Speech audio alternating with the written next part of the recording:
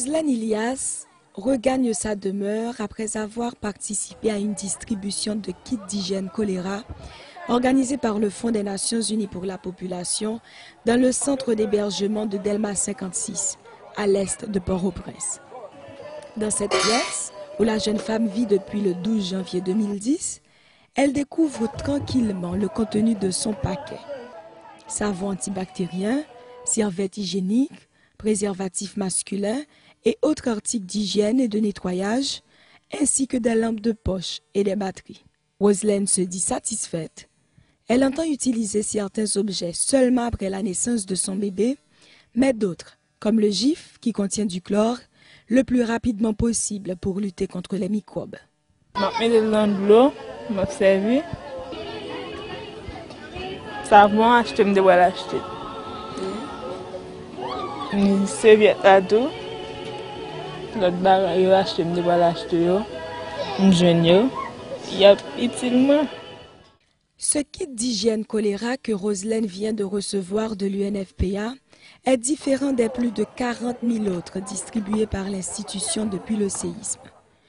Depuis le déclenchement de l'épidémie du choléra en Haïti et à l'approche du cyclone Thomas sur le pays, le contenu des beaux kits a été renforcé en vue d'aider les bénéficiaires à mieux prévenir la maladie, explique Nabil Chemli, qui coordonne cette activité pour le compte de l'UNFPA. L'activité que vous venez voir, c'est la distribution de kits d'hygiène pour les femmes, ou on l'appelle aussi kit de dignité. Ici, populairement, on les appelle le beau kit. Donc, on fait une distribution de beau kits pour les femmes.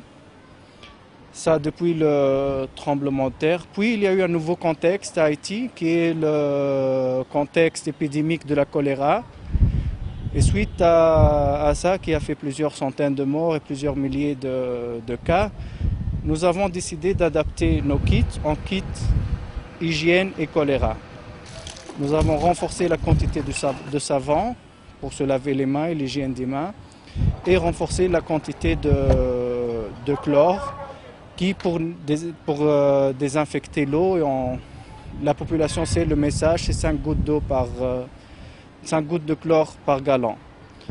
Tout comme Roselaine, environ 20 000 bénéficiaires dans plusieurs communes du pays, comme Miragouane dans l'ouest et Les Cayes dans le sud, apprécient ce geste de l'UNFPA. Dans l'Artibonite, l'un des 2 départements géographiques où les premiers cas de choléra ont été recensés, le Fonds des Nations Unies pour la population a intensifié ses efforts. Aux côtés des comités locaux de la Direction de la protection civile et de leaders communautaires, l'institution a mis plusieurs points de distribution en place. Ida Charles est parmi les milliers de femmes enceintes ayant bénéficié des distributions. Savon, nous avons servi bien ensemble avec lui et puis les maps toutes notre toilette, nous avons lavé même ensemble avec. Serviette là tout, nous avons servi avec pendant le bébé a fait, nous avons servi avec le bébé. Après celui d'après l'ordre d'autorité, les nous toutes notre toilette nous laver mais nous. Deuxièmement, nous traiter de l'eau avant que nous servions ensemble avec nous la à table ou bien chlore la donne. Et puis nous toujours laver mais nous toujours propre nous rester propre pour nous éviter quelques microbes. Et puis nous jeter fatra loin la cour tout, toilette supposé propre pour pas faut toujours couvrir pour avec ensemble avec l'autre bête pas porter l'autre maladie. Ida ne parle ici pas seulement du kit qu'elle a reçu, mais aussi des conseils qui lui ont été prodigués pour éviter le choléra. Chaque distribution du Fonds des Nations Unies pour la population est en effet précédée d'une séance de sensibilisation. Selon les jeunes volontaires de l'UNFPA, il s'avère important de faire comprendre à la population l'importance de simples règles d'hygiène dans la lutte contre l'épidémie. Le travail, c'est prendre contact avec les gens sur le camp et ensuite prodiguer des conseils sur comment se comporter pour éviter d'attraper le choléra. Par exemple, on a mis l'accent sur les règles d'hygiène de base, comme se laver les mains, utiliser de l'eau traitée pour la cuisine, le bain, le lavage des mains, etc. Outre la sensibilisation et la distribution de kits d'hygiène choléra, l'UNFPA a décidé de renforcer la maternité de Jérémie en vue de protéger les femmes enceintes dans le département de la Grande-Anse du choléra. Le centre médical a déjà bénéficié d'une distribution de matériel d'hygiène et de kits de santé de la reproduction. Pour l'UNFPA, les femmes enceintes et allaitantes ainsi que les personnes vivant avec le VIH-Sida demeurent prioritaires dans le cadre de la lutte contre la propagation de l'épidémie du choléra. Le choléra est une maladie infectieuse diarrhéique due à un germe qui s'appelle le Vibrio cholerae.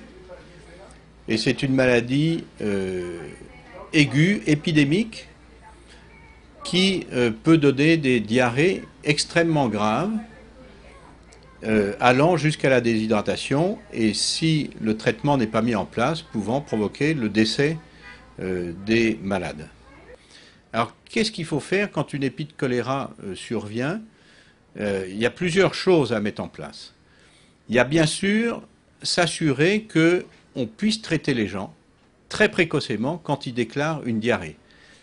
Le premier traitement à faire, qu'on peut faire dès le domicile, c'est la réhydratation orale en utilisant de l'eau avec du sucre et du sel, ou bien en utilisant à domicile des sachets de réhydratation orale.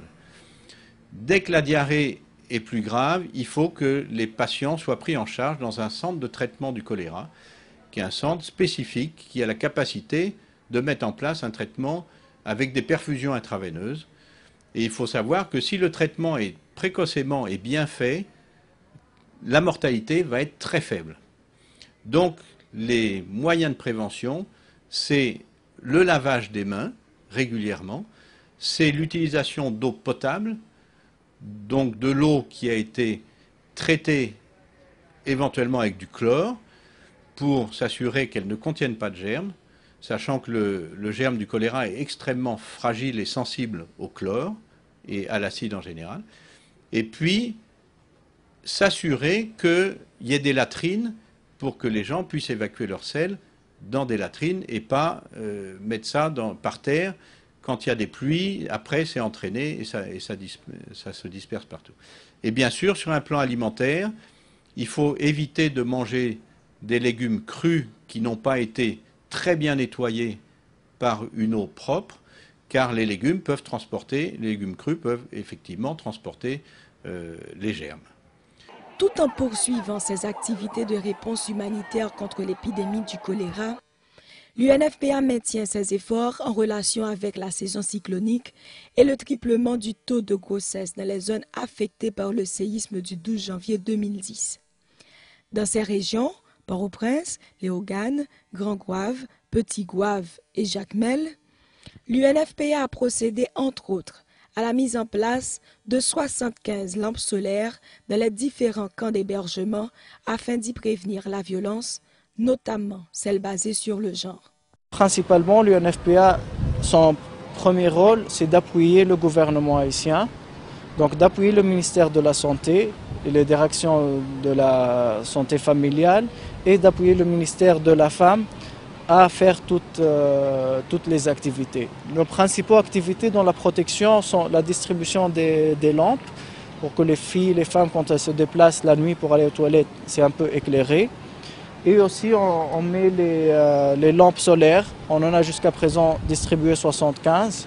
Et on a une autre quantité qui va venir bientôt, qu'on l'a distribuée dans les principaux camps où on nous a rapporté de la violence ou dans les grands sites d'hébergement.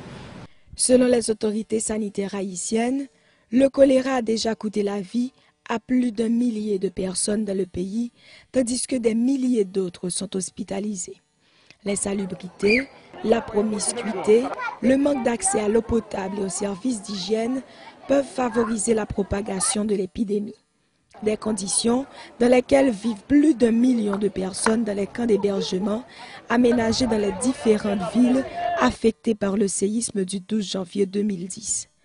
L'UNFPA entend distribuer environ 45 000 kits d'hygiène choléra dans tout le pays, notamment dans les zones les plus affectées par l'épidémie.